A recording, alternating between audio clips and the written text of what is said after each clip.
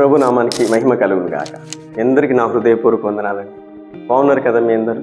చూడండి, మన ప్రభు యేసుక్రీస్తు నిన్ను అడిగేది ఏంటంటే, నువ్వు భారంతో ఉన్నావా, అలసిపోయావా, సొమ్మసిల్లిపోయావా? అయితే నా దగ్గరకు రా. మనం చాలా విషయాలు ఆలోచన చేస్తాం. దేవుని సన్నిధికి వస్తే మనకేం జరుగుతుంది, ఆయన ఏం చేస్తాడు, ఇవే మన ఆలోచన. నీ భారం తొలగిస్తాడు, నీ మీద చింత యావత్తు తీసివేస్తాడు. నీ దిగులు, చింత, నీ టెన్షన్, డిప్రెషన్ అన్నీ కూడా తొలగించి నిన్ను తేలికపరుస్తాడండి.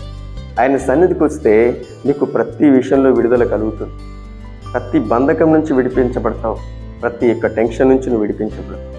అందుకే మీకు ఒక వాక్యం చూపిస్తాను, చూడగలిగితే చూడండి. మత్తయి సువార్త 11వ అధ్యాయం 28వ వచనం. ప్రయాసపడి భారం మోసుకొనుచున్న సమస్త జనులారా నా యుద్ధకు రండి. ఆయన చేతులు చాపి పిలుస్తున్నాడు. ఆయన నా యుద్ధకు రండి. నీ ప్రతి భారం నేను తీసేస్తాను. ఎంత భారం మోసుకుంటూ ఇప్పుడు వెళ్తున్నావో ఆ భారాన్ని అంతా నేను ఎత్తుకుంటాను. నీ భారాన్ని అంతా నేను తీసుకుంటానని 2 చేతులు చాపి పిలుస్తున్నాడు. ఈరోజు చాలామంది దేవుని సన్నిధి కంటే అపహాస్యం, చాలామంది ఎగతాళైపోయింది. దేవుని సన్నిధి ఆరాధన అంటే చాలామందికి మరి భయంకరంగా మాట్లాడుతున్నారు. కానీ ఆయన నీ భారం తొలగించేది, నీ చింత యావత్తును తీసేసే దేవుడు. చూడండి, గొంగళి పురుగు ఎలా ఉంటుందో మనకు అందరికీ తెలుసు. గొంగళి పురుగు దాని జీవితం చాలా భయంకరమైనది. తన శరీరమే దానికి బరువట. ఆ భారభరితమైన ఆ శరీరాన్ని మోసుకుంటూ ఆ బరువులో కూడా దేవుని స్తుతించేదంట. ఎన్నాళ్ళు ప్రభా ఈ భారం, ఈ శరీరం ఈ భారంతో ఎన్నాళ్ళు ఎలా పెడతాం అని ఆ ఏడుపులోనే, ఆ రోదల్లోనే, ఆ భారంలోనే ప్రభువును స్తుతించేదంట. ప్రభువు దాని మొర విన్నాడు.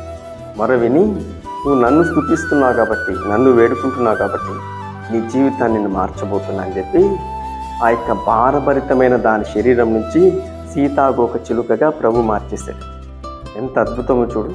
ఒక జీవిని చనిపోయేంత వరకు అదే ప్రకారం ఉండాలి మామూలుగా, కానీ గొంగళి పురుగు దాని జీవితం అలా లేదండి. గొంగళి పురుగు జీవితం ఒక ప్రత్యేకమైన స్పెషల్. ఆ గొంగళి పురుగులోంచి సీతాకోక చిలుకగా మార్చింది ఎవరంటే ప్రభు.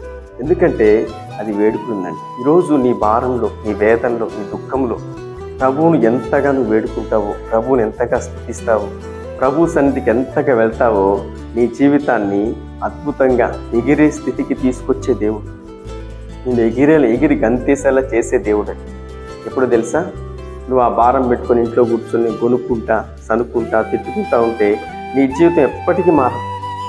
ఆ భారంతో ప్రభు సన్నిధికి ఎవరైతే వస్తారో ఆ భారాన్ని తీసేసి సంతోషంతో ఎగిరి గంతేసేలా నిన్ను ఆనందింపజేసే దేవుడే ప్రభునేసు.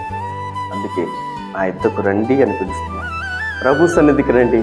తప్పకుండా గొంగళి బ్రతుకు నుంచి సీతాకోక చిలుకగా మార్చిన దేవాదేవుడు నీ జీవితాన్ని కూడా ఫలభరితంగా మార్చబోతుంది. ప్రభు అట్టి కృప మనందరికీ దయచేయుగా. ఆమేన్. మీ అందరి కోసం ఒక చిన్న ప్రార్థన చేస్తాం. మహాపరిశుద్ధుడా, మహోన్నతుడా, నీకు స్తోత్రం. మాటలు వింటున్న ప్రతి బిడ్డలు ఏ భారంలో ఉన్నారు, ఏ అశాంతిలో ఉన్నారు, ఏ దరిద్రతలో ఉన్నారు, ప్రభా నీ సన్నిధికి ప్రతి ఒక్కరునైనా వస్తుండగా చూస్తున్న దేవుడు వారందరి భారాన్ని తొలగించి, సమస్యలు తీసుకొచ్చి, మరి నైనా ప్రభా ఆ బరువునంతా తొలగించి సీతాకోక చిలుక ఎలాగైతే ఎగురుతూ ఉందో అలాంటి అనుభవంలోకి ప్రతి బిడ్డలు నడిపించండి. ఈరోజంతా నీ బిడ్డలకు తోడే ఉన్నాం. యేసు నామంలో ప్రార్థిస్తున్నాం పరమ తండ్రి. ఆమేన్. ఈ వీడియో చూసిన ప్రతి ఒక్కరిని ప్రభు దీవించి ఆశీర్వదించును గాక. ఆమేన్.